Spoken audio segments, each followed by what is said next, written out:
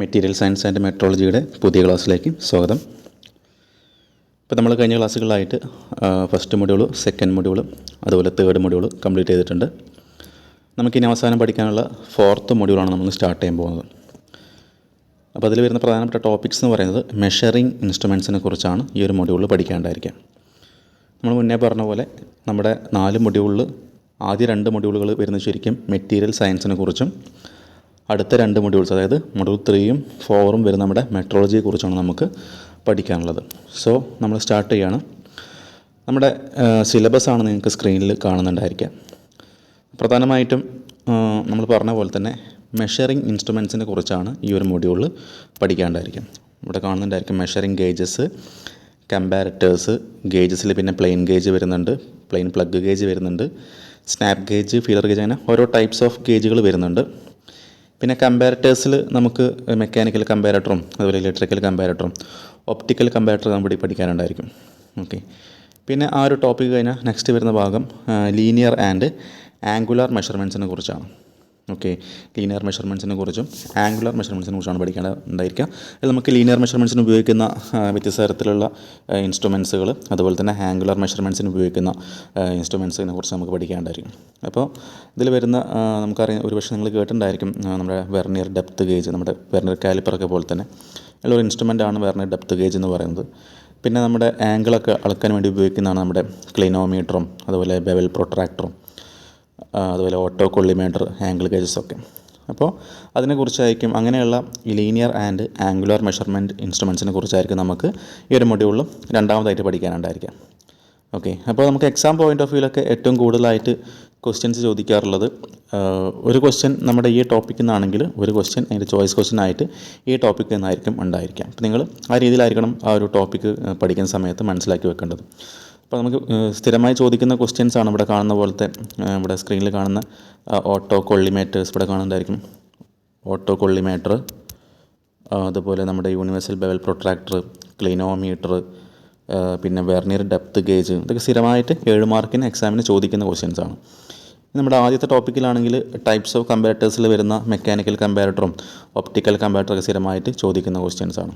Okay, അപ്പോൾ നമ്മൾ പഠിക്കുമ്പോൾ ആ രീതിയിൽ എന്തായാലും പഠിച്ചു വെക്കുക.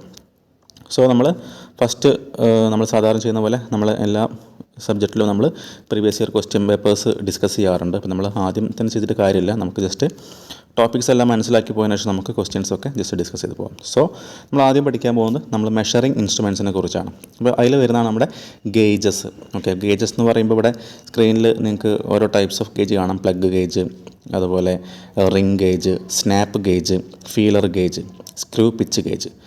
അപ്പോൾ ഇവിടെ ഏകദേശം 1, 2, 3, 4, 5 ഏകദേശം ഒരു 5ഓളം ടൈപ്പ് ഗേജസിനെ കുറിച്ച് ഇവിടെ പറയുന്നുണ്ട്. ഓക്കെ, അപ്പോൾ ഈ ഒരു ടോപ്പിക്ക് മിക്കവാറും എക്സാം പോയിൻ്റ് ഓഫ് വ്യൂലൊക്കെ നിങ്ങൾ ക്വസ്റ്റ്യൻസ് പ്രതീക്ഷിക്കേണ്ടത് 1 മാർക്കിനും അതുപോലെ 3 മാർക്കിനും വരുന്ന ക്വസ്റ്റ്യൻസാണ് ഈ ഒരു നമ്മൾ ഇന്ന് പഠിക്കുന്ന ഫസ്റ്റ് ടോപ്പിക്കിൽ ഉണ്ടായിരിക്കുക. അപ്പോൾ നിങ്ങൾ ആ രീതിയിലായിരിക്കണം ഓരോ ടോപ്പിക്കും നിങ്ങൾ പഠിക്കേണ്ടത്. സോ ഫസ്റ്റ് നോക്കാം, നമുക്ക് എന്താണ് ഗേജസ് കൊണ്ട് ഉദ്ദേശിക്കുന്നത്. Gauges are tools which are used to check the size, shape and relative positions of various parts. അപ്പോൾ ഒന്നുമില്ല, നമ്മുടെ ഒരു മെഷീൻ പാർട്ടിൻ്റെ നമ്മൾ എന്തെങ്കിലും അളക്കാൻ വേണ്ടി ഉപയോഗിക്കുന്ന സമയത്ത് നമ്മളതിൻ്റെ സൈസിനെ കുറിച്ചോ അല്ലെങ്കിൽ ഷേപ്പിൻ്റെ ഡിസ്റ്റൻസ് അല്ലെങ്കിൽ അതിൻ്റെ റിലേറ്റീവ് പൊസിഷനൊക്കെ നമുക്ക് ചെക്ക് ചെയ്യാൻ വേണ്ടി നമുക്ക് എന്ത് യൂസ് ചെയ്യാം, ഗേജസ് യൂസ് ചെയ്യാം. ഓക്കെ, അത് ചിലപ്പോൾ നമ്മൾ 2 മെഷീൻ പാർട്സ് തമ്മിലുള്ള ഗ്യാപ്പ് നമുക്ക് അളക്കാൻ പറ്റും, അല്ലെങ്കിൽ ആ മെഷീൻ പാർട്ടിൻ്റെ നീളമോ വീതിയോ അല്ലെങ്കിൽ അതിൻ്റെ തിക്നെസ്സൊക്കെ നമുക്ക് അളക്കാൻ പറ്റും, അല്ലെങ്കിൽ അതിൻ്റെ ഷേപ്പിനെ കുറിച്ച് നമുക്ക് മെഷർമെൻറ്റ് എടുക്കാൻ പറ്റും. അപ്പോൾ അങ്ങനെയൊക്കെയുള്ള ആവശ്യങ്ങൾക്ക് വേണ്ടി ഉപയോഗിക്കുന്ന ഇൻസ്ട്രുമെൻറ്റ്സാണ് നമ്മൾ ഗേജസ് എന്ന് കോമൺ ആയിട്ട് പറയുന്നത്.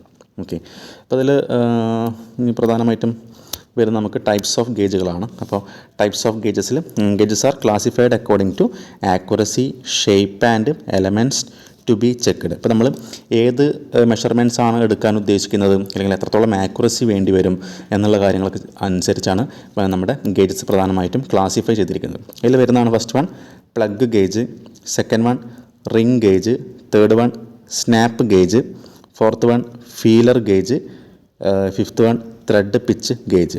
ഓക്കെ, അപ്പോൾ ഇവിടെ ഏകദേശം ഒരു 5ഓളം ടൈപ്സ് ഓഫ് ഗേജിൻ്റെ പേരിലൂടെ കാണുന്നതായിരിക്കും. അപ്പോൾ നിങ്ങൾ എന്തായാലും ഈ 5 ടൈപ്പിനെ കുറിച്ച് നല്ലൊരു ധാരണ ഉണ്ടാക്കിയെടുക്കണം. കാരണം ഞാൻ നേരത്തെ പറഞ്ഞ പോലെ എക്സാം പോയിന്റ് ഓഫ് വ്യൂ നമുക്ക് ഇവിടുന്ന് 1 മാർക്കിനും 3 മാർക്കിനുള്ള ക്വസ്റ്റ്യൻസ് ആണ് ഉണ്ടായിരിക്കാം. എന്നാൽ വളരെ ഈസി ആയിട്ടുള്ള ക്വസ്റ്റ്യൻസ് ആയിരിക്കും നമുക്ക് അതിൽ വരുന്നുണ്ടായിരിക്കാം. അപ്പോൾ പെട്ടെന്ന് നമുക്ക് ആൻസർ ചെയ്തുകൊണ്ട് വളരെ ഫാസ്റ്റായിട്ട് നമുക്ക് നല്ല മാർക്ക് ആ ഒരു ഭാഗത്ത് നമുക്ക് സ്കോർ ചെയ്യാൻ പറ്റും. ഫസ്റ്റ് നോക്കാൻ പോകുന്നത് പ്ലഗ് ഗേജിനെ കുറിച്ചാണ്. ഓക്കെ, അപ്പോൾ പ്ലഗ് ഗേജ് എന്ന് പറയുമ്പോൾ നമ്മളൊരു പ്ലഗിൻ്റെ പോലത്തെ ഒരു പർപ്പസ് അല്ലെങ്കിൽ പ്ലഗ് എങ്ങനെയാണ് നമ്മൾ യൂസ് ചെയ്യുന്നത് ആ രീതിയിലായിരിക്കും നമ്മൾ അതിനെക്കുറിച്ച് ഓർത്ത് വെക്കേണ്ടത്. ഓക്കെ, നോക്കാം. First plug gauge. These are precision measuring instruments used to check the size and tolerance of holes in materials.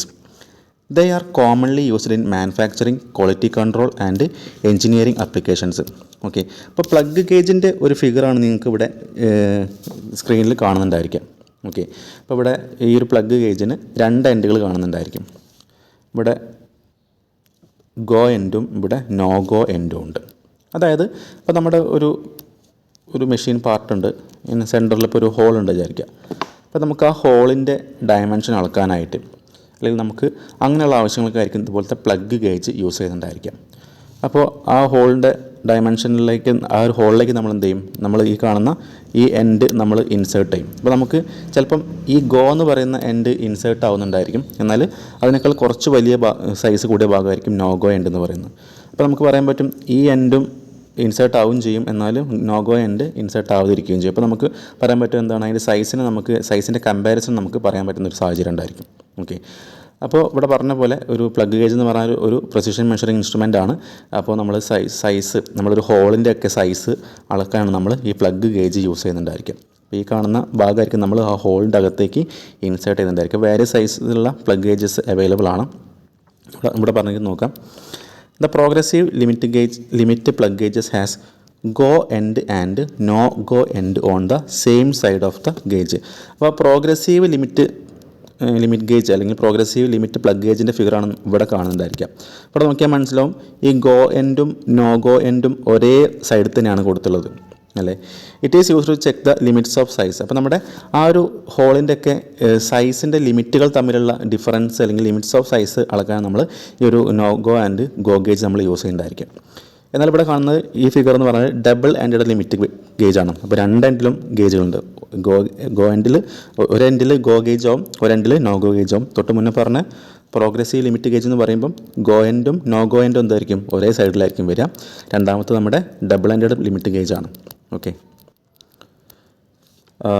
the double-ended limit plug gauges are used to test the limits of sizes.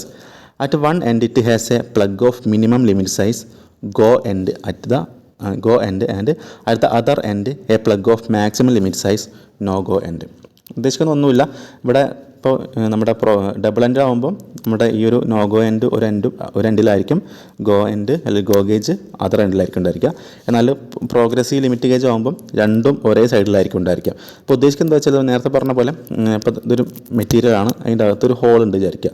അപ്പോൾ നമുക്ക് ആ ഹോളിലേക്ക് എന്ത് ചെയ്യും, നമ്മൾ ഈ കാണുന്ന plug gauge നമ്മൾ insert ചെയ്യും. അപ്പോൾ ചിലപ്പം ഈ ഗോ എൻഡ് ഇൻസേർട്ട് ആവുന്നുണ്ടായിരിക്കും, എന്നാൽ എന്തായിരിക്കും നോ ഗോ എൻഡ് ഇൻസേർട്ട് ആവാത്ത അവസ്ഥ വരും. അതായത് ഈ ഗോ എൻഡിനേക്കാളും കുറച്ച് വലിപ്പം കൂടുതലായിരിക്കും നോ ഗോ ഗേജ് എന്ന് പറയുന്നത്. സോ ആ ഹോളിൻ്റെ ഡയമെൻഷനിൽ വരുന്ന ആ ഒരു ലിമിറ്റ്സ് ഓഫ് സൈസാണ് നമ്മൾ അല്ലെങ്കിൽ ലിമിറ്റിൻ്റെ വേരിയേഷൻസ് ആണ് നമുക്ക് ഈ ഒരു പ്ലഗ് ഗേജ് ഉപയോഗിച്ച് നമുക്ക് അളക്കാൻ പറ്റും.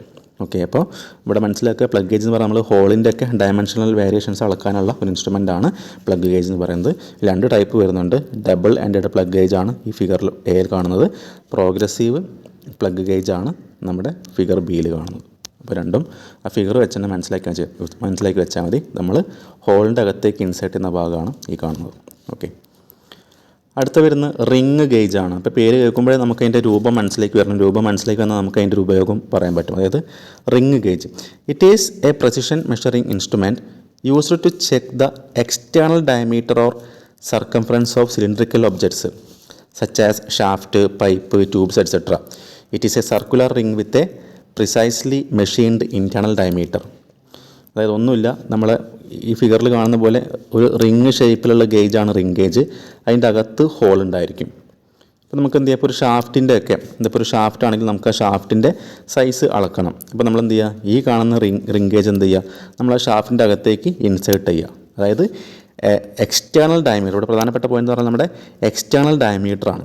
ഓക്കെ, അപ്പോൾ നമ്മൾ റിംഗ് ഗേജ് ഉപയോഗിക്കുക എക്സ്റ്റേണൽ ഡയമീറ്റർ അളക്കാനാണ് നമ്മൾ റിംഗ് ഗേജ് ഉപയോഗിക്കുക. അപ്പോൾ പേര് കേൾക്കുമ്പോൾ നമുക്ക് എന്ത് ചെയ്യണം, ഈ ഒരു ഫിഗർ ഓർമ്മ വന്നാൽ നമുക്ക് ഇൻറ്റേർണൽ ഡയമീറ്റർ ആണോ അല്ലെങ്കിൽ എക്സ്റ്റേണൽ ഡയമീറ്റർ ആണോ നമുക്ക് മനസ്സിലാവും. കാരണം എന്താണ്, നമ്മൾ ഷാഫ്റ്റിലേക്ക് ആണ് എന്ത് ചെയ്യുക, ഈ റിങ് ഇൻസെർട്ട് ചെയ്യുക. റിങ്ങിന് സെൻറ്ററിൽ ഹോൾ ഉണ്ടായിരിക്കും. ആ ഹോളിൻ്റെ സൈസിലെ വേരിയേഷൻ അനുസരിച്ചാണ് നമ്മൾ അതിൻ്റെ സൈസ് ഡിറ്റർമിൻ ചെയ്യുക. ഓക്കെ, ഇപ്പോൾ റിംഗ് ഗേജ് നമ്മൾ യൂസ് ചെയ്യുന്നത് എക്സ്റ്റേണൽ ഡയമീറ്റർ മെഷർ ചെയ്യാനാണ്. അടുത്താണ് നമ്മുടെ snap gauge. Okay, snap gauge. അപ്പോൾ സ്നാപ്പ് ഗേജ് പറയുമ്പോൾ ഫിഗർ ഓർത്ത് വെക്കുക. It is a precision measuring instrument used to measure external dimensions of objects such as diameter, thickness, width. Okay, നമ്മൾ തൊട്ട് മുന്നേ പഠിച്ചത് റിംഗ് ഗേജ് ആകുമ്പോൾ അവിടെ നമുക്ക് എക്സ്റ്റേണൽ ഡയമീറ്റർ മാത്രമേ അളക്കാൻ പറ്റുള്ളൂ. എന്നാൽ സ്നാപ്പ് ഗേജ് ആകുമ്പോൾ എന്തായിരിക്കും, അവിടെ ഡയമീറ്ററിന് പുറമെ നമുക്ക് എന്ത് ചെയ്യാം, ഡയമീറ്ററും അതുപോലെ തന്നെ തിക്നെസ്സും വിഡ്ത്തൊക്കെ നമുക്ക് എന്ത് ചെയ്യാം, സ്നാപ്പ് ഗേജ് വെച്ച് അളക്കാൻ പറ്റും. അതൊന്നുമില്ല, ഇവിടെ ഫിഗറിൽ കാണുന്ന പോലെ സ്നാപ്പ് ഗേജ് കണ്ടുകഴിഞ്ഞാൽ നമുക്ക് എന്ത് ചെയ്യാം, ഇതിപ്പോൾ ഇത്ര പോകുന്നൊരു മെഷീൻ പാർട്ടാണെങ്കിൽ നമുക്ക് എന്ത് ചെയ്യാം, അതിൻ്റെ തിക്നെസ്സൊക്കെ നമുക്ക് ഇവിടെയുള്ള സ്ക്രൂസ് അഡ്ജസ്റ്റ് ചെയ്തിട്ട് നമുക്ക് എന്ത് ചെയ്യാം, അതിൻ്റെ തിക്നെസ് നമുക്ക് മെഷർ ചെയ്യാൻ പറ്റും. അല്ലെങ്കിൽ ഈ ഗ്യാപ്പിലേക്ക് നമ്മൾ വെച്ചെടുത്താൽ മതി, നമുക്ക് അതിൻ്റെ സൈസ് അളക്കാൻ പറ്റും. ഓക്കെ, ഇതാണ് നമ്മൾ സ്നാപ്പ് ഗേജ് കൊണ്ട് ഉദ്ദേശിക്കുന്നത്. അപ്പോൾ ഇവിടെ സ്നാപ്പ് ഗേജ് ആകുമ്പോൾ എന്താണ്, വെറും ഡയമീറ്റർ മാത്രമല്ല നമുക്ക് എന്ത് ചെയ്യാം, തിക്നെസ്സും അല്ലെങ്കിൽ വിഡ്ത്തും ആ ഒരു ഭാഗങ്ങളൊക്കെ നമുക്ക് അളക്കാൻ പറ്റും. ഓക്കെ, അപ്പോൾ റിംഗ് ഗേജായി, സ്നാപ്പ് ഗേജായി, പ്ലഗ് ഗേജായി, മൂന്നും അതിൻ്റെ ഉപയോഗങ്ങൾ മനസ്സിലാക്കി വെക്കുക. എക്സാം പോയിൻ്റ് ഓഫ് വ്യൂ 1 മാർക്കിനും 3 മാർക്കിനും ഞാൻ ചോദിക്കാറുള്ളത്. അടുത്താണ് ഫീലർ ഗേജ്. ഓക്കെ, ഇപ്പോൾ ഫീലർ ഗേജ് എന്ന് പറയുമ്പോൾ നമുക്ക് ഈ ഒരു ഫിഗർ ഓർമ്മ വന്നാൽ നമുക്ക് അതിൻ്റെ ഉപയോഗം പറയാൻ പറ്റും. അപ്പോൾ നമ്മൾ ഫീലർ ഗേജ് എന്ന് പറഞ്ഞാൽ നമ്മൾ ഈ ഗ്യാപ്പ് മെഷർ ചെയ്യാനാണ്. ഓക്കെ, അതായത് നമ്മുടെ പിസ്റ്റൻ്റെയും സിലിണ്ടറിൻ്റെ ഇടയിലുള്ളൊരു ഗ്യാപ്പൊക്കെ നമുക്ക് മെഷർ ചെയ്യാനായിട്ട് നമുക്ക് ഫീലർ ഗേജ് യൂസ് ചെയ്യാൻ പറ്റും. അല്ലെങ്കിൽ രണ്ട് മെഷീൻ പാർട്സ് തമ്മിലുള്ള ചെറിയ ചെറിയ ഗ്യാപ്പ് ഉണ്ടാവുമല്ലോ. അപ്പോൾ ഇതൊരു മെഷീൻ പാർട്ടാണ്, ഇതിൻ്റെ മേലെ ജസ്റ്റ് കുറച്ചൊരു ഗ്യാപ്പിൽ അടുത്തൊരു മെഷീൻ പാർട്ട് വെച്ചിട്ടുണ്ട്. നമുക്ക് എന്ത് ചെയ്യണം, ഇതിനിടയ്ക്കുള്ള ഈ ഗ്യാപ്പ് നമുക്ക് അളക്കണം. നമുക്ക് എന്ത് ചെയ്യാം, ഇതുപോലത്തെ ഫീലർ ഗേജ് ഉപയോഗിച്ച് നമുക്ക് അളക്കാൻ പറ്റും. അപ്പോൾ അതിങ്ങനെ നമുക്ക് റൊട്ടേറ്റ് ഇതിങ്ങനെ ഈ കാണുന്ന ഓരോന്നും നമുക്ക് എന്ത് ചെയ്യാം, ഇതിങ്ങനെ വിടർത്തിയെടുത്ത പോലെ ഇങ്ങോട്ട് നീക്കി വെച്ചതാണ്. നമുക്ക് എന്ത് ചെയ്യാം, അത് മൊത്തം ഇതിനകത്തേക്ക് ക്ലോസ് ചെയ്യുമ്പോഴായിരിക്കും അത് ഒറ്റൊരു ഇങ്ങനത്തെ ഒരു ഗേജ്, ഇങ്ങനത്തെ ഒരു ഷേപ്പിലുള്ള ഗേജ് മാത്രമായിട്ട് മാറും. പറഞ്ഞ് മനസ്സിലായോ? അതായത് ഇതിൽ കാണുന്ന ഓരോ സ്കെയിൽ എന്ത് ചെയ്യുക, ഈ 0.03 കാണുന്ന സ്കെയിൽ നമുക്ക് താഴേക്ക് പുഷ് ചെയ്ത് എന്തായിരിക്കും, അതിനകത്തേക്ക് ഇൻസേർട്ടായി നിൽക്കും. അപ്പോൾ ഫൈനലി ഈ കാണുന്ന മൊത്തം സ്കെയിലും അങ്ങോട്ട് പ്രസ് ചെയ്ത് എന്തായിരിക്കും, ഇതിനകത്തേക്ക് വന്ന ജസ്റ്റ് ഇങ്ങനൊരു ഷേപ്പിലുള്ള ഗേജ് ആയിരിക്കും ഉണ്ടായിരിക്കുക. ഓക്കെ, അപ്പോൾ നമുക്ക് ഈ ഓരോ സ്കെയിലുകൾ എന്തായിരിക്കും, ഓരോ തിക്നെസ് ആയിരിക്കും ഉണ്ടായിരിക്കും. ഇവിടെ അതിൻ്റെ തിക്നെസ്സിൻ്റെ അളവ് ഇവിടെ കാണിച്ചാൽ 0.03 mm ആണ് അതിൻ്റെ തിക്നെസ്. പിന്നെ 0.04, 0.05, 0.06 അങ്ങനെ അതിൻ്റെ തിക്നെസ് ഇങ്ങനെ വാരി ചെയ്യുന്നുണ്ട്. ഓക്കെ, അപ്പോൾ നമുക്ക് നേരത്തെ പറഞ്ഞ പോലെ രണ്ട് മെഷീൻ പാർട്സുകൾ തമ്മിലുള്ള ഗ്യാപ്പ് മെഷർ ചെയ്യാൻ നമുക്ക് എന്ത് ചെയ്യാം, ഈ ഓരോ ബ്ലേഡ്സ് എന്ത് ചെയ്യാം, ഇത് നമ്മൾ ബ്ലേഡ്സ് ആണ് പറയാം, ആ ബ്ലേഡ്സ് നമുക്ക് എന്ത് ചെയ്യാം, ആ ഗ്യാപ്പിലേക്ക് വെച്ച് നോക്കാം. ഇപ്പോൾ ഏകദേശം ഒരു ടൈറ്റ് ആവുന്ന അവസ്ഥയിൽ വരെ നമ്മൾ എന്ത് ചെയ്യുക, വെച്ച് നോക്കുക. ഏകദേശം നമുക്ക് ഇൻസേർട്ട് ചെയ്യാനും കഴിയണം, അതേപോലെ ഈസി ആയിട്ട് നമുക്ക് റിമൂവ് ചെയ്യണം. ആ അവസ്ഥയിലായിരിക്കുള്ള ഏത് സ്കെയിലാണോ അതിൽ കിട്ടുന്നത് അതായിരിക്കും അതിൻ്റെ തിക്നെസ്സിൻ്റെ ഗ്യാപ്പ് എന്ന് പറയുന്നത്. ഓക്കെ, സോ ഫീലർ ഗേജ് ഓർത്ത് വെക്കുക. It is a precision measuring instrument used to measure the gap sizes, clearance, thickness and width. അപ്പോൾ അതുപോലത്തെ ചെറിയ ഗ്യാപ്പ് സൈസും ക്ലിയറൻസൊക്കെ അളക്കാനാണ് നമ്മൾ ഈ ഒരു ഫീലർ ഗേജ് യൂസ് ചെയ്യുന്നത്. ഓക്കെ, അടുത്താണ് സ്ക്രൂ പിച്ച് ഗേജ്. അപ്പോൾ ഫീലർ ഗേജിൻ്റെ പോലെ തന്നെ മറ്റൊരു ഗേജാണ് സ്ക്രൂ പിച്ച് ഗേജ്. പക്ഷേ അതിൻ്റെ പേര് നോക്കുക, സ്ക്രൂ പിച്ച് ഗേജാണ്. അതായത് നമ്മുടെ സ്ക്രൂ നമുക്കറിയാം അല്ലേ, അപ്പോൾ നമ്മുടെ സ്ക്രൂ എന്ന് പറയുമ്പോൾ നമുക്ക് അതിൻ്റെ മേലെ ഇങ്ങനെ കട്ടിങ് ഉണ്ടായിരിക്കും അല്ലേ. അപ്പോൾ അതേപോലത്തെ കട്ടിങ്ങിന് നമ്മുടെ ഈ സ്ക്രൂ പിച്ച് ഗേജിൻ്റെയും ഓരോ ബ്ലേഡ്സിൻ്റെ മേലെയും ഡിഫറൻറ്റ് പിച്ച് സൈസിലുള്ള ബ്ലേഡുകൾ ഉണ്ടായിരിക്കും. നമ്മൾ എന്ത് ചെയ്യുക, അതിൻ്റെ മേലെ കറക്റ്റ് വെച്ച് നോക്കുക. അത് വെച്ച് നോക്കുമ്പോൾ ഏതാണോ ഏറ്റവും സ്യൂട്ടബിളായിട്ട് കിട്ടുന്നത് അതായിരിക്കും ആ ഒരു സ്ക്രൂവിൻ്റെ പിച്ച് എന്ന് പറയുന്നത്. അപ്പോൾ നമ്മൾ ത്രെഡിൻ്റെ ഒക്കെ പിച്ച് അളക്കാനാണ് നമ്മൾ സ്ക്രൂ പിച്ച് ഗേജ് ഉപയോഗിക്കുന്നത്. അപ്പോൾ നമുക്കതിൻ്റെ പേര് കേൾക്കുമ്പോൾ ഓർക്കാൻ പറ്റും, പ്രത്യേകിച്ച് നമ്മൾ പഠിക്കേണ്ട ആവശ്യമില്ല അല്ലേ. നമ്മുടെ എന്തിൻ്റെ പിച്ച് അളക്കുക, സ്ക്രൂവിൻ്റെ പിച്ച് അളക്കാനുള്ള ഗേജാണ് screw pitch gauge. Okay, screw pitch gauge or thread pitch gauges are useful in picking out a required screw and for checking pitch of a screw thread.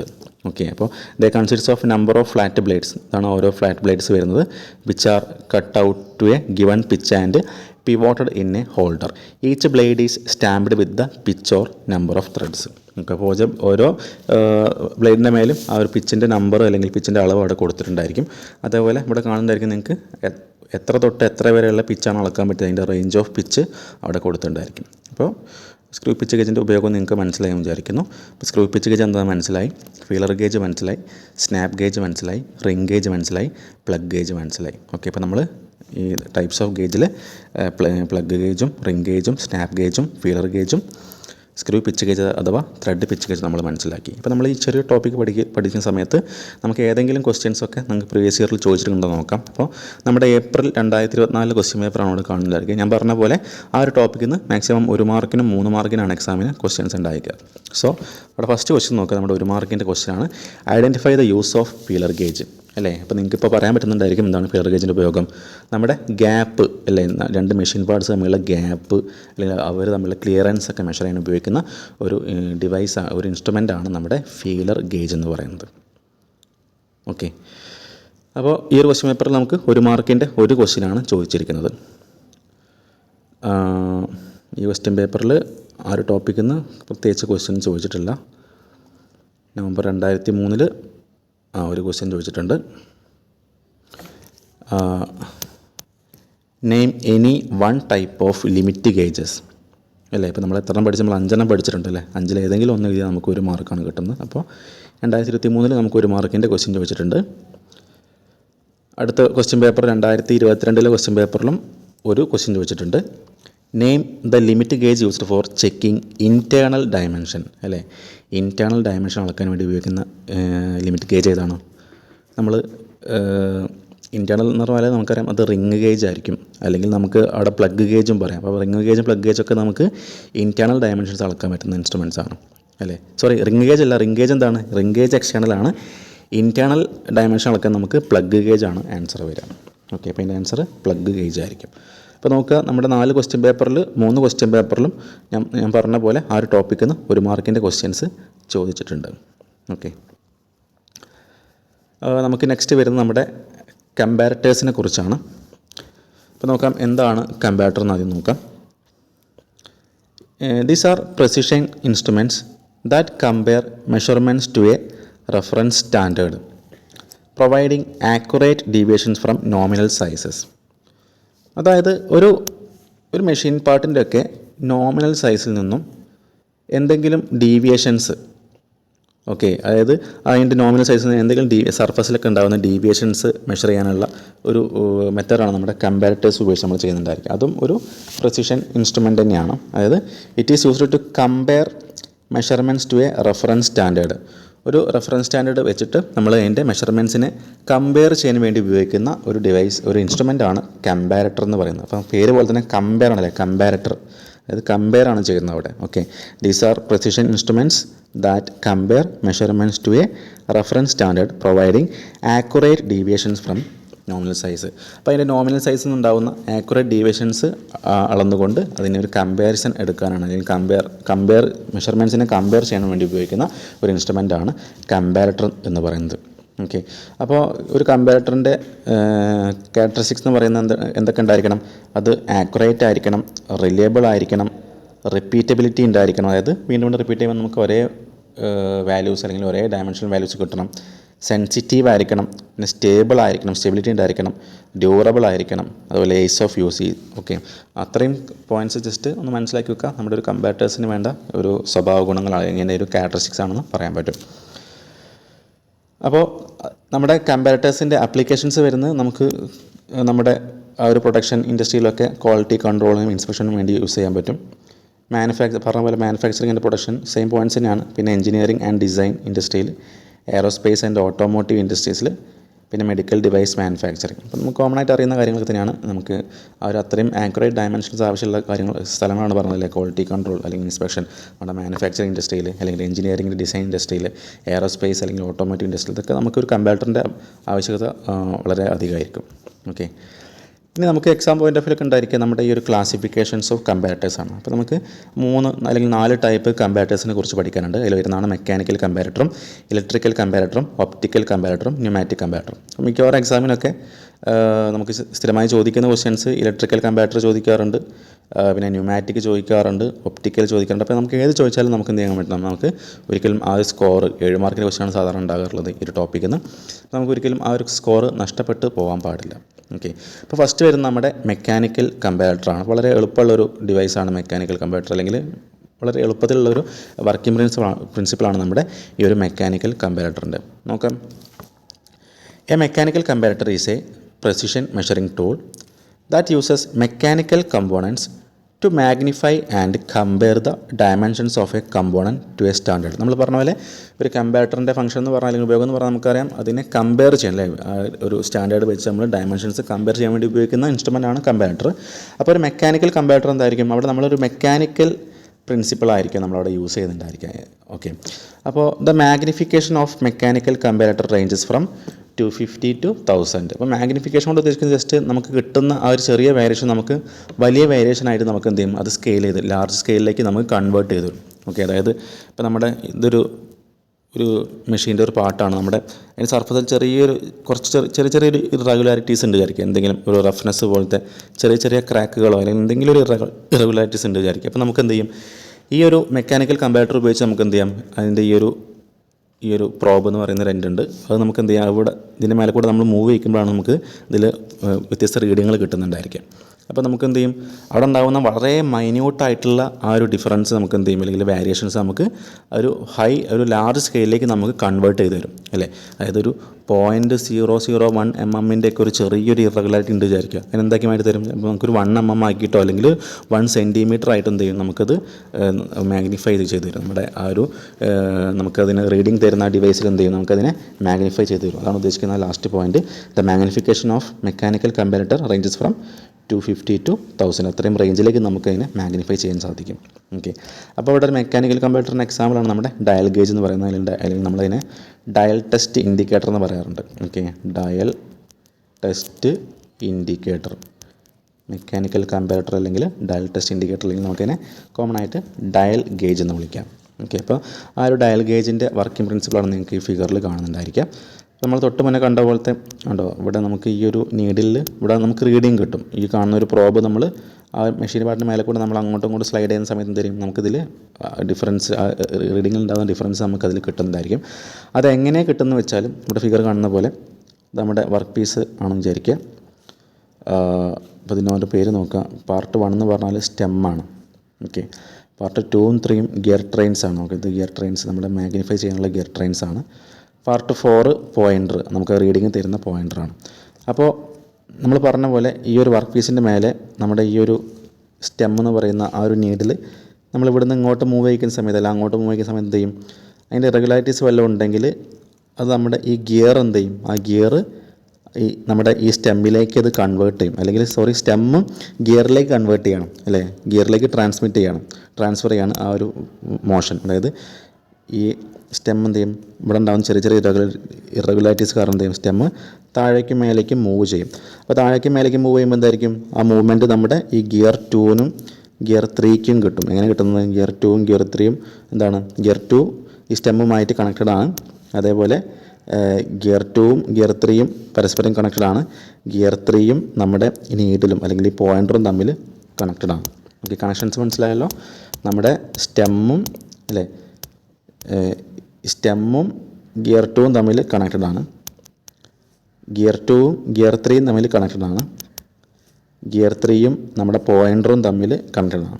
അപ്പോൾ ഈ സ്റ്റെമ്മിലുണ്ടാകുന്ന വേരിയേഷൻ എന്ത് ചെയ്യും, ഗിയർ 2ലേക്ക് ട്രാൻസ്മിറ്റ് ചെയ്യും. ആ gear 2 എന്ത് ചെയ്യും, അത് gear 3യിലേക്ക് കൊടുക്കും. ആ ഗിയർ 3 നമ്മുടെ നീഡിലിൻ്റെ അല്ലെങ്കിൽ പോയിൻ്ററിൻ്റെ ഫ്ലക്ച്വേഷൻ അല്ലെങ്കിൽ അതിന് ഫ്ലക്ച്വേറ്റ് ചെയ്യും. സോ നമുക്കിവിടെ ആ റീഡിങ് എന്ത് ചെയ്യും, നമ്മുടെ ആ സ്കെയിലിൽ കിട്ടുന്നതായിരിക്കും. അപ്പോൾ ഇതാണ് നമ്മുടെ ഡയൽ ഗേജിൻ്റെ അല്ലെങ്കിൽ ഡയൽ ടെസ്റ്റ് ഇൻഡിക്കേറ്ററിൻ്റെ വർക്കിംഗ് പ്രിൻസിപ്പിൾ. എക്സാമിന് ചോദിക്കാറുണ്ട്. അപ്പോൾ സിമ്പിളായിട്ടുള്ളൊരു ഫിഗറാണ് നമുക്ക് ഇതിൻ്റെ വർക്കിംഗ്. ഇപ്പം ഞാൻ പറഞ്ഞപ്പോൾ ഇതിൻ്റെ പ്രിൻസിപ്പിൾ നിങ്ങൾക്ക് മനസ്സിലായെന്ന് വിചാരിക്കുന്നു. ആ ഒരു പ്രിൻസിപ്പിൾ നമുക്ക് മനസ്സിലായിട്ടുണ്ടെങ്കിൽ ഈസി ആയിട്ട് നമുക്ക് ഫിഗർ ഓർത്ത് വയ്ക്കാനും വരയ്ക്കാനും നമുക്ക് എക്സാമിന് ഒരു ക്വസ്റ്റ്യൻ അറ്റൻഡ് ചെയ്യാനും സാധിക്കും.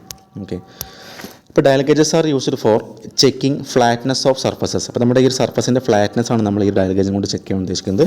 അല്ലെങ്കിൽ പാരലലിസം, അതിൻ്റെ ഒരു പാരലലിസം നമുക്ക് രണ്ട് സർഫസുകൾ തമ്മിൽ പാരലാണെന്നൊക്കെ നമുക്ക് ചെക്ക് ചെയ്യാൻ എന്ത് ചെയ്യാം, ഈ ഡയൽ ടെസ്റ്റ് ഇൻഡിക്കേറ്ററിൽ ഡയൽ ഗേജ് നമുക്ക് യൂസ് ചെയ്യാൻ പറ്റും.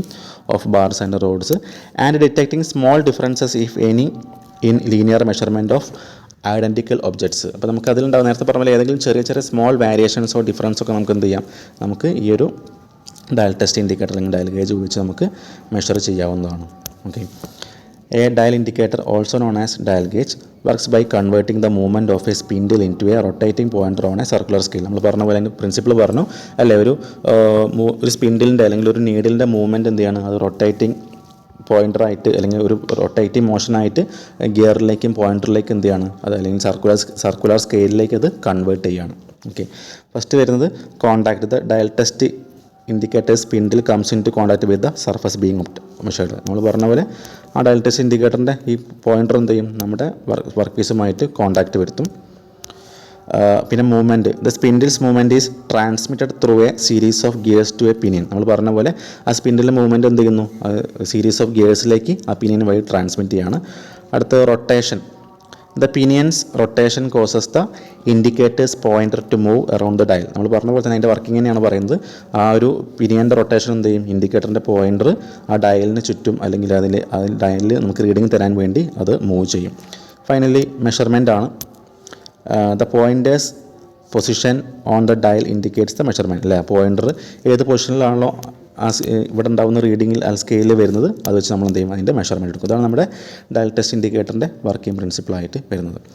അപ്പോൾ അതിൻ്റെ അഡ്വാൻറ്റേജസും ലിമിറ്റേഷൻസും പറയുന്നുണ്ട്. നമുക്കറിയാം എന്താണ്, വളരെ സിമ്പിളായിട്ടുള്ള കൺസ്ട്രക്ഷൻ ആണല്ലോ, ഓപ്പറേഷനാണ്.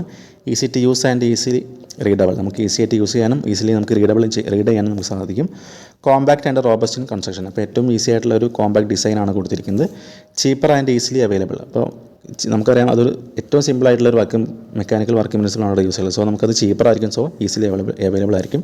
അതുപോലെ നമുക്ക് അതിൻ്റെ അവിടെ ആ ഒരു ഇൻസ്ട്രുമെൻറ്റ് വർക്ക് ചെയ്യാനായിട്ട് നമ്മൾ എക്സ്റ്റേണലായിട്ട് നമുക്ക് പവർ സപ്ലൈ, ഇലക്ട്രിക്കൽ കണ്ടന്റ് ഒന്നും ആവശ്യമില്ല. നമുക്ക് ജസ്റ്റ് എന്ത് ചെയ്യാം, അതിൻ്റെ ഒരു വർക്ക് പീസിന് മേലെ കൂടെ സ്ലൈഡ് ചെയ്ത് നമുക്ക് എന്ത് ചെയ്യാം, റീഡിങ് നമുക്ക് ഡയറക്റ്റ് മാനുവലായിട്ട് കിട്ടുന്നതാണ്. ഇനി അതിൻ്റെ ലിമിറ്റേഷൻസ് പറയുന്നത് ആക്യുറസി കുറവായിരിക്കും ഡ്യൂ ടു മൂവിങ് പാർട്സ്. അപ്പോൾ മൂവിങ് പാർട്സുള്ള കാരണം എന്തായിരിക്കും, കുറേ കാലം കഴിഞ്ഞ് ഉപയോഗിക്കുമ്പോൾ എന്തായിരിക്കും അതിന് ആക്യുറസി ഒക്കെ കുറവായിരിക്കും പൊതുവേ. പിന്നെ wear of plunger bearing surface. Okay, അപ്പോൾ പ്ലഞ്ചറിൻ്റെ സർഫസൊക്കെ എന്ത് ചെയ്യും, അത് തേയ്മാനം സംഭവിക്കാൻ ചാൻസ് ഉണ്ട്. പിന്നെ പാരലാക്സ് എറേഴ്സ് ആർ ഇൻട്രൊഡ്യൂസ്ഡ്. അപ്പോൾ ചില പാരലാക്സ് എറേഴ്സ്, അതായത് പാരലൈസും ചെക്ക് ചെയ്യുമ്പോൾ ഉണ്ടാകുന്ന എറേഴ്സൊക്കെ സംഭവിക്കാൻ ചാൻസ് കൂടുതലായിരിക്കും. Range of instrument is limited by range of fixed scale. അപ്പോൾ അതിലൊരു ഫിക്സഡ് സ്കെയിലാണുള്ളത്, സോ എന്തായിരിക്കും അതുകൊണ്ട് അളക്കാൻ പറ്റുന്ന റേഞ്ച് ഓഫ് സ്കെയിൽ എന്ന് പറയുന്നതായിരിക്കും, അതൊരു ഫിക്സഡ് റേഞ്ച് ആകുമ്പോൾ നമുക്കതിനൊരു ലിമിറ്റേഷനായിട്ട് പറയാൻ പറ്റും. സോ അതാണ് നമ്മുടെ മെക്കാനിക്കൽ കമ്പാരേറ്റർ ആയിട്ടുള്ള ഡയൽ ഗേജ് അല്ലെങ്കിൽ ഡയൽ ടെസ്റ്റ് ഇൻഡിക്കേറ്ററിൻ്റെ വർക്കിംഗ് പ്രിൻസിപ്പിൾ എന്ന് പറയുന്നത്. ഓക്കെ, അടുത്ത നമ്മുടെ ഇലക്ട്രിക്കൽ കമ്പാരേറ്ററാണ്. ഓക്കെ, അപ്പോൾ ഇലക്ട്രിക്കൽ കമ്പാരേറ്റർ എന്ന് പറയുമ്പോൾ നമ്മളിവിടെ ഒരു ഫിഗർ കാണുന്നുണ്ടായിരിക്കും. അപ്പോൾ നിങ്ങൾ എക്സാം പോയിൻ്റ് ഓഫ് വ്യൂലൊക്കെ ഈ ഒരു ഫിഗറാണ് പഠിച്ചു വെക്കേണ്ടത്. ഓക്കെ, അപ്പോൾ നമ്മൾ നേരത്തെ ഡയൽ ടെസ്റ്റ് ഇൻഡിക്കേറ്റർ പഠിച്ച പോലെ ചെറിയൊരു പ്ലഞ്ചറിൻ്റെ ഒരു നോബ് ഉണ്ടായിരിക്കും. നമ്മൾ വർക്ക് പീസ് എവിടെയായിരിക്കും വെക്കുന്നുണ്ടായിരിക്കുക.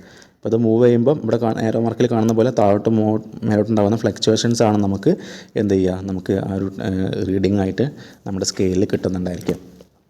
സോ നമ്മളിവിടെ ഇലക്ട്രിക്കൽ കമ്പാരേറ്ററിൽ യൂസ് ചെയ്യുന്നത് നമ്മൾ വീറ്റ്സ്റ്റോൺ ബ്രിഡ്ജാണ്. Okay, Wheatstone bridge. അപ്പോൾ ഇവിടെ നിങ്ങൾക്ക് സ്ക്രീനിൽ കാണുന്നുണ്ടായിരിക്കും, ഇവിടെ ഒരു ആർമേച്ചർ കാണിച്ചിട്ടുണ്ട്. ഓക്കെ, ഇവിടെ പിന്നെ എ ബി എന്ന് പറയുന്ന രണ്ട് ബ്രിഡ്ജുകൾ അല്ലെങ്കിൽ കോയിൽസ് കാണിച്ചിട്ടുണ്ട്. സോ നമുക്കതിൻ്റെ വർക്കിംഗ് നോക്കാം. An electrical comparator is a precision instrument used to compare electrical measurements such as voltage, current or resistance to a reference standard. അപ്പോൾ നമ്മളിവിടെ യൂസ് ചെയ്യുന്നത് വെച്ചാൽ പ്രിൻസിപ്പിൾ എന്ന് പറഞ്ഞാൽ ഇവിടെ നമ്മൾ ഇലക്ട്രിക്കൽ കമ്പാരേറ്റർ ആകുമ്പോൾ നമുക്കറിയാം ഇവിടെ വോൾട്ടേജോ അല്ലെങ്കിൽ കറണ്ടാണ് നമ്മൾ യൂസ് ചെയ്യുന്നുണ്ടായിരിക്കുക. സോ ആ കറണ്ടിൻ്റെ റെസിസ്റ്റൻസിലും വോൾട്ടേജിലൊക്കെ ഉണ്ടാകുന്ന വ്യത്യാസമാണ് നമ്മൾ നമ്മുടെ സ്കെയിലിലേക്ക്, റീഡിംഗ് സ്കെയിലിലേക്ക് എന്ത് ചെയ്യുന്നത്, ആ ഒരു മൂവ്മെൻറ്റിൻ്റെ അല്ലെങ്കിൽ അതിൻ്റെ ഒരു മെഷർമെൻ്റ് ആയിട്ട് നമ്മൾ കൺവേർട്ട് ചെയ്യുന്നുണ്ടായിരിക്കുക. Okay, electrical comparators convert the linear movement of the plunger into electrical signals, and these signals further calibrated with the help of a galvanometer on the graduated scale. നമ്മൾ പറഞ്ഞ പോലെ എന്ത് ചെയ്യുന്നു, ഇലക്ട്രിക്കൽ കമ്പാരേറ്റർ എന്ത് ചെയ്യുന്നു, convert the linear movement of the plunger. ആ പ്ലഞ്ചറിൻ്റെ linear movement എന്താക്കി മാറ്റുന്നു, ഇലക്ട്രിക്കൽ സിഗ്നൽസ് ആക്കി മാറ്റുന്നു. അത് ഇലക്ട്രിക്കൽ സിഗ്നൽസ് ആക്കി മാറ്റുന്ന പറഞ്ഞാൽ എന്താക്കി മാറ്റും, അവിടെ ഉണ്ടാകുന്ന കറണ്ടിനെ അതിൽ ചിലപ്പോൾ അതിൽ റെസിസ്റ്റൻസിൽ ആയിരിക്കും വ്യത്യാസം വരുന്നുണ്ടായിരിക്കും, അല്ലെങ്കിൽ വോൾട്ടേജിലായിരിക്കും വ്യത്യാസം വരുന്നുണ്ടായിരിക്കുക. അപ്പോൾ ആ വ്യത്യാസമായിരിക്കും നമ്മൾ എന്ത് ചെയ്യാം, ഒരു ഗാൽവാനോമീറ്റർ ഉപയോഗിച്ച് നമ്മൾ ഒരു സ്കെയിലിലേക്ക് നമ്മൾ ഒരു റീഡിംഗ് ആയിട്ട് കൺവേർട്ട് ചെയ്യുന്നുണ്ടായിരിക്കാം. അപ്പോൾ ജസ്റ്റ് അതിൻ്റെ വർക്കിംഗ് പ്രിൻസിപ്പിളാണ്. ഇനി നോക്കാം.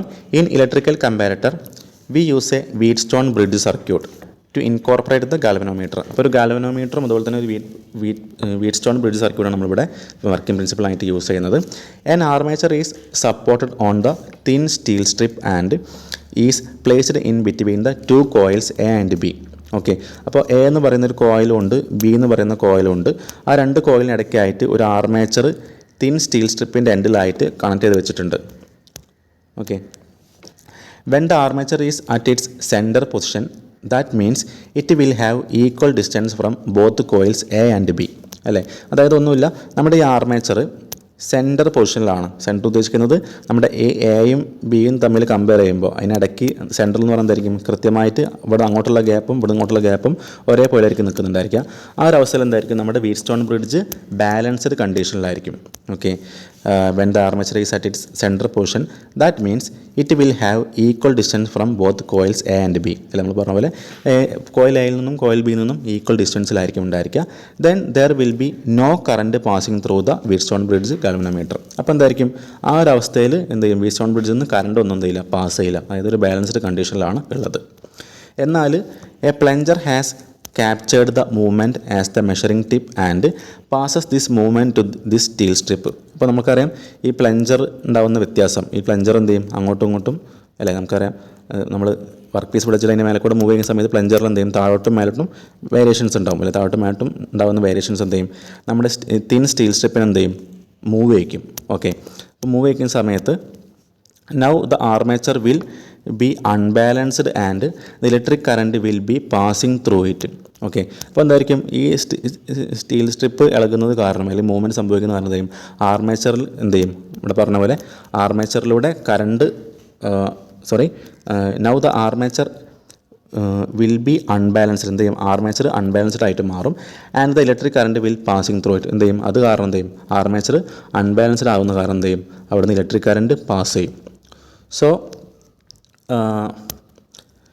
It will be shown as the deflection with the help of A galvanometer. അപ്പോൾ അങ്ങനെ ആ കറണ്ട് പാസ് ചെയ്യുന്ന സമയത്ത് എന്ത് ചെയ്യും അവിടെ ഉണ്ടാകുന്ന ഡിഫ്ലക്ഷൻ നമുക്ക് ഒരു സ്കെയിലിൽ എന്ത് ചെയ്യും നമുക്ക് ഗാൽവനോമീറ്ററാണ് ആ ഡിഫ്ലക്ഷൻ അല്ലെങ്കിൽ ആ ഒരു കറണ്ടിൻ്റെ വ്യത്യാസത്തിനെ കൺവേർട്ട് ചെയ്തുകൊണ്ട് നമുക്ക് സ്കെയിലിൽ റീഡിംഗ് ആയിട്ട് തരുന്നുണ്ടായിരിക്കാം. സോ വളരെ ഈസി ആയിട്ടുള്ളൊരു വർക്കിംഗ് പ്രിൻസിപ്പിളാണ്. അതായത് ഒന്നുമില്ല, രണ്ട് കോയിലിനിടയ്ക്ക് ആർമേച്ചർ കൊടുത്തിട്ടുണ്ട്. അപ്പോൾ പ്ലഞ്ചർ സ്റ്റാറ്റിക് കണ്ടീഷനിലാകുമ്പോൾ എന്തായിരിക്കും ഈ ആർമേച്ചറും ഈ കോയിലും തമ്മിലുള്ള ഗ്യാപ്പ് ഒരേപോലെ ഉണ്ടായിരിക്കും. സോ അവിടുന്ന് കറണ്ടൊന്നും പാസ് ചെയ്യേണ്ടായിരിക്കില്ല. എന്നാൽ ഈ പ്ലഞ്ചർ ഇളകുന്ന സമയത്ത് അതിൽ വേരിയേഷൻ സംഭവിക്കുമ്പോൾ എന്തായിരിക്കും അത് ഇവിടമായിട്ട് കോൺടാക്റ്റ് വരികയും അല്ലെങ്കിൽ നമ്മുടെ ഈ സ്റ്റീൽ സ്ട്രിപ്പ് എന്ത് ചെയ്യും മൂവ്മെൻറ്റ് സംഭവിക്കുമ്പോൾ ആർമേച്ചറിലൂടെ എന്ത് ചെയ്യും കറണ്ട് പാസ് ചെയ്യുകയും ആ ഒരു വീറ്റ്സ്റ്റോൺ ബ്രിഡ്ജ് അൺബാലൻസ്ഡ് കണ്ടീഷനിൽ പോവുകയും ചെയ്യും. അതുവഴി ഉണ്ടാകുന്ന കറണ്ട് ഫ്ലോ അനുസരിച്ചായിരിക്കും നമ്മൾ സ്കെയിലിലേക്ക് നമ്മുടെ ഗാൽവനോമീറ്റർ ആയിരിക്കും എന്ത് ചെയ്യുക ആ റീഡിങ് കൺവേർട്ട് ചെയ്ത് കൊടുക്കുന്നുണ്ടായിരിക്കും. സോ ആ പ്ലഞ്ചറിൻ്റെ മൂവ്മെൻറ്റ്സ് അനുസരിച്ചുള്ള റീഡിങ് നമുക്ക് ആ സ്കെയിലിൽ കിട്ടുന്നുണ്ടായിരിക്കും. ഇതാണ് നമ്മുടെ ഇലക്ട്രിക്കൽ കമ്പാരറ്ററിൻ്റെ വർക്കിംഗ് പ്രിൻസിപ്പിൾ എന്ന് പറയുന്നത്. അപ്പോൾ ഇതിൻ്റെയും അഡ്വാൻറ്റേജസും അതുപോലെ ലിമിറ്റേഷൻസും ഇവിടെ കൊടുത്തിട്ടുണ്ട്. ഈസി ആയിട്ടുള്ള പോയിൻറ്റ്സ് ആണ്. അതായത് very high magnification possible with these electrical comparators. അപ്പോൾ നമുക്ക് ഇലക്ട്രിക്കൽ കമ്പാരറ്റേഴ്സ് വെച്ച് എന്ത് ചെയ്യും ഹൈ മാഗ്നിഫിക്കേഷൻ നമുക്ക് പോസിബിളാണ്. അതായത് വലിയ സ്കെയിലിലേക്ക് നമുക്ക് എന്ത് ചെയ്യും കൺവേർട്ട് ചെയ്യാൻ പറ്റും. Less number of moving parts. ഇവിടെ മൂവിങ് പാർട്സ് വളരെ കുറവാണ്. More sensitive towards vibration. അപ്പോൾ എന്താണ് ചെറിയ ചെറിയ വൈബ്രേഷൻ നമുക്ക് എന്ത് ചെയ്യും വളരെ സെൻസിറ്റീവായിട്ട് എടുത്തുകൊണ്ട് നമുക്ക് റീഡിങ്സ് കറക്റ്റായിട്ട് കിട്ടാനുള്ള സാഹചര്യമുണ്ട്. The instrument is very compact in design. അപ്പോൾ വളരെ കോമ്പാക്റ്റ് ആയിട്ടുള്ള ഡിസൈനാണ് നമ്മുടെ ഈ ഒരു ഇലക്ട്രിക്കൽ കമ്പാരറ്ററിൻ്റെ. ലിമിറ്റേഷൻ എന്ന് പറയുന്നത് quite expensive compared to the mechanical comparator. അപ്പോൾ നമ്മുടെ മെക്കാനിക്കൽ കമ്പാരറ്ററിനെ കമ്പയർ ചെയ്യുമ്പോൾ കുറച്ച് എക്സ്പെൻസീവ് ആയിരിക്കും. പിന്നെ നമുക്കറിയാം അവിടെ കറണ്ടിൻ്റെ ആവശ്യമുണ്ട്. So external source of energy ആവശ്യമുണ്ട് നമ്മുടെ മെക്കാനിക്കൽ കമ്പാരറ്ററുമായിട്ട് കമ്പയർ ചെയ്യുമ്പോൾ.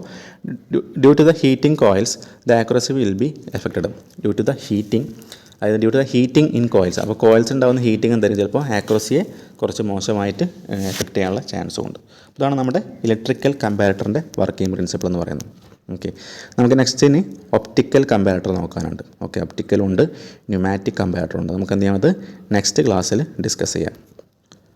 സോ നമ്മൾ ഇത്രയും പഠിച്ച ടോപ്പിക്കിൽ പ്രീവിയസ് ഇയർ ക്വസ്റ്റ്യൻസ് നോക്കുകയാണെങ്കിൽ ജസ്റ്റ് നോക്കാം. 7 മാർക്കിൻ്റെ question illustrate the working of electrical comparator. Figure വരയ്ക്കുക, നമ്മൾ പറഞ്ഞ കാര്യങ്ങൾ പഠിച്ചിട്ട് എഴുതാം. പിന്നെ 3 മാർക്കിൻ്റെ ഒരു question state the characteristics of comparator. നമ്മൾ നേരത്തെ കമ്പാരറ്ററിൻ്റെ തുടക്കത്തിലേ പറഞ്ഞ കാര്യങ്ങളാണ് അല്ലേ. കമ്പാരറ്ററിന് കുറച്ച് ക്യാരക്ടറിസ്റ്റിക്സ് സ്വഭാവഗുണങ്ങൾ പറയുന്നുണ്ട്. അതിനെക്കുറിച്ച് എഴുതിയാൽ നമുക്ക് 3 മാർക്കാണ് കിട്ടുന്നത്. അപ്പോൾ ഈ ക്വസ്റ്റ്യൻ പേപ്പറിൽ ഇപ്പോൾ നമ്മൾ ഇന്നത്തെ ഒരു 35 മിനിറ്റ് ക്ലാസ്സിനെ കൊണ്ട് നമുക്ക് ഈ ക്വസ്റ്റ്യൻ പേപ്പർ നോക്കുകയാണെങ്കിൽ 1 മാർക്ക് 3 മാർക്ക് 7 മാർക്ക് മൊത്തം 11 മാർക്ക് സ്കോർ ചെയ്യാൻ പറ്റും. ഓക്കെ, അടുത്ത ക്വസ്റ്റ്യൻ പേപ്പർ നോക്കുകയാണെങ്കിൽ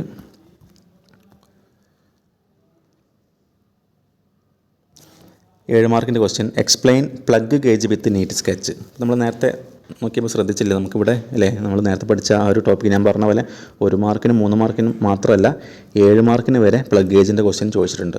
ഓക്കെ, അപ്പോൾ മനസ്സിലാക്കുക, അത്രയും ഇമ്പോർട്ടൻ്റ് ആണുള്ള കാര്യം മനസ്സിലാക്കുക. അപ്പോൾ 7 മാർക്കിൻ്റെ ക്വസ്റ്റ്യൻ ചോദിച്ചിട്ടുണ്ട്. അടുത്തൊരു 3 മാർക്കിൻ്റെ ക്വസ്റ്റ്യൻ ലിസ്റ്റ് എനി 3 കമ്പാരറ്റേഴ്സ്.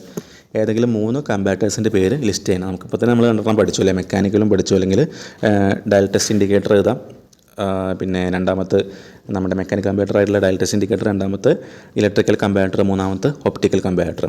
പിന്നെ 1 മാർക്കിൻ്റെ ക്വസ്റ്റ്യൻ നമ്മൾ നേരത്തെ ഡിസ്കസ് ചെയ്തതാണ്. അപ്പോൾ ഈ ക്വസ്റ്റ്യൻ പേപ്പറും എന്ത് ചെയ്തിട്ടുണ്ട്, 1 മാർക്ക്, 3 മാർക്ക്, 7 മാർക്ക്. ഈ ക്വസ്റ്റ്യൻ പേപ്പറും നമുക്ക് 11 മാർക്കിൻ്റെ ക്വസ്റ്റ്യൻസാണ് നമുക്ക് ഒരു അരമണിക്കൂർ ക്ലാസ്സിനെ കൊണ്ട് നമുക്ക് സ്കോർ ചെയ്യാൻ പറ്റുന്നത്. 2024 ക്വസ്റ്റ്യൻ പേപ്പറാണെങ്കിൽ അടുത്ത് നമ്മൾ പഠിക്കാനുള്ള ടോപ്പിക്കാണ് മെക്കാനിക്കൽ ഒപ്റ്റിക്കൽ കമ്പാരറ്ററിനെ കുറിച്ചാണ് ചോദിച്ചത്. നമ്മൾ പഠിച്ചിട്ടില്ല, പക്ഷേ നമുക്ക് അടുത്ത ക്ലാസ്സിൽ പഠിക്കാം. ഓക്കെ, അപ്പോൾ നമുക്ക് ഈ ക്വസ്റ്റ്യൻ പേപ്പറിൽ ആകെ ഇപ്പോൾ 1 മാർക്കിൻ്റെ ഇല്ല, ഈ ക്വസ്റ്റ്യൻ പേപ്പർ നമുക്ക് ആൻസർ ചെയ്യാനായിട്ടില്ല. Last question paper explain the working of a comparator with the help of a neat sketch. അപ്പോൾ ഏത് കമ്പാരറ്റർ എന്ന് പറഞ്ഞാൽ നിങ്ങൾക്ക് എന്ത് ചെയ്യാം, പ്രത്യേകിച്ച് പറയാത്ത കാരണം നിങ്ങൾക്ക് വേണമെങ്കിൽ ഇലക്ട്രിക്കലിന് എഴുതാം, അല്ലെങ്കിൽ എന്ത് ചെയ്യാം മെക്കാനിക്കൽ അല്ലെങ്കിൽ ഡയൽ ഗേജ് എഴുതിയാലും മതി. അപ്പോൾ അവിടെ നമുക്ക് 7 മാർക്ക് കിട്ടും, പിന്നെ 1 മാർക്ക്. അപ്പോൾ ഈ ക്വസ്റ്റ്യൻ പേപ്പറിൽ നമുക്ക് 7 8 മാർക്കിൻ്റെ ക്വസ്റ്റ്യൻസാണ് നമുക്ക് അറ്റൻഡ് ചെയ്യാൻ പറ്റുക. അപ്പോൾ നോക്കുക, വളരെ കുറഞ്ഞ സമയം കൊണ്ട് നമുക്ക് ഇത്രയും ക്വസ്റ്റ്യൻസ് അല്ലെങ്കിൽ അറ്റൻഡ് ചെയ്യാൻ പറ്റുന്നൊരു സാഹചര്യമുണ്ട്. അപ്പോൾ എന്ത് ചെയ്യുക, മാക്സിമം നല്ല രീതിയിൽ കാര്യങ്ങൾ മനസ്സിലാക്കിയിട്ട് പഠിക്കുക. ഓക്കെ, നമുക്ക് ബാക്കിയുള്ള കാര്യങ്ങൾ നമുക്ക് നെക്സ്റ്റ് ക്ലാസ്സിൽ ഡിസ്കസ് ചെയ്യാം. Okay, thank you for watching.